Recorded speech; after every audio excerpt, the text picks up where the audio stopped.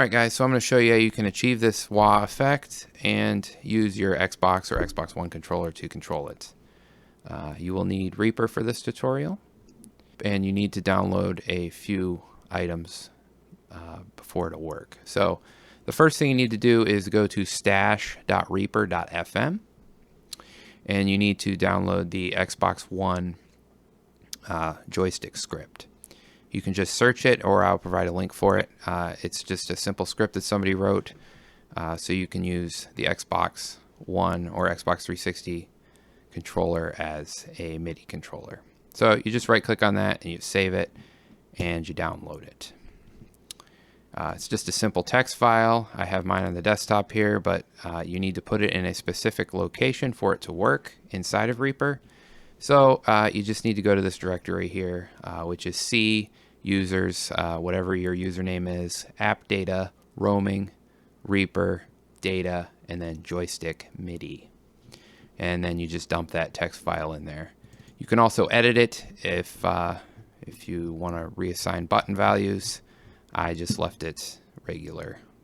The other thing that you need to do is there's another plugin we need to install. This is the NSP Wahman. It's a free wah-wah plugin, and it's what we use to get this effect. Reaper has its own built-in wah plugin, but this one sounds quite a bit better for guitar at least. So you just install that and download it like you would any other VST.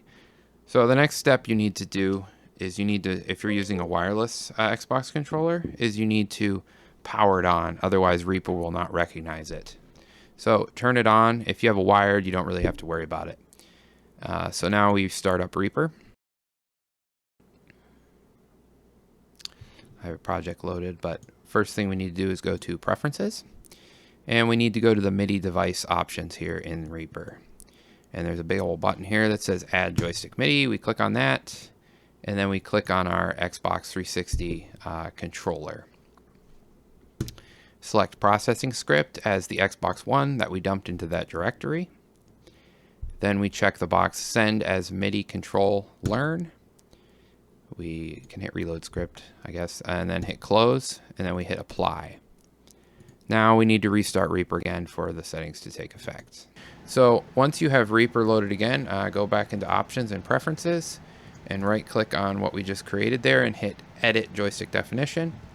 Now you should see when you move the controller or press buttons, it registers inputs. This is exactly what we want. So we can close that for now, go back into our project. So I have a lead here.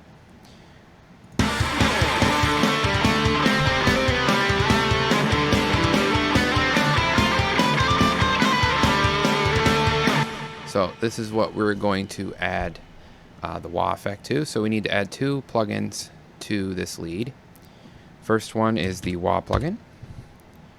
This is the one we just downloaded. Make sure you put it before the amplifier in your effects chain, otherwise it sounds weird, as a wah is always an input effect, with guitar anyway. So the next plugin we need to install is the Real Control MIDI. So we do that, and we move that before the Wahman. So next in this, we just, under Control Change, we need to enable, select Mod Wheel. That's what I will be using to control the wah. You can use other buttons depending on what you want to do.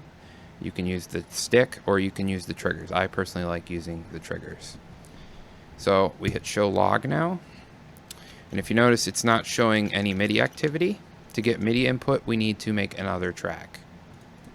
So let's add another track. And then what we do is we change the input to that track to MIDI. Virtual MIDI, doesn't really matter, it just needs to be a MIDI input. Then we make sure we set the monitoring to on. So see, now we're getting MIDI input at the bottom here, you can see when I press buttons. So now we just need to send that to the other track. So we uncheck Master Send, and we check the lead and renew send. Now we should start seeing when we press buttons, we're getting input, and we're moving that mod wheel around when we press that. When you press buttons in here, it shows what they are, so you can change whatever you're controlling to whatever you want using this. The next step to actually controlling the wah is an automation option. So now what we do is we click the trim button underneath our lead, and we find our Wahman plugin down here, and we check the tone. This is what we are controlling for the wah. So you notice again, it's not controlling when I hit buttons. So what we need to do is click this modulation, modulate this parameter. We click that, and then we click link from MIDI or FX parameter. So we select the real MIDI control, and we select the mod wheel from that. Now we're getting output. You can see for this to actually activate, we need to right click right. So now you can see it is recording the wah, and if we go into the plugin, you see it's moving it up and down as I move it. So if we just hit play here, I can control it in real time.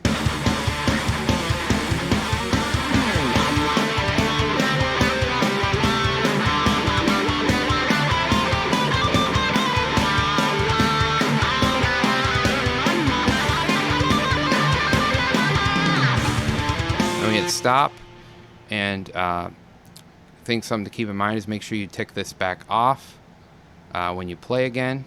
Otherwise it will overwrite it. So now if we just play back, it'll play back what I recorded with the automation.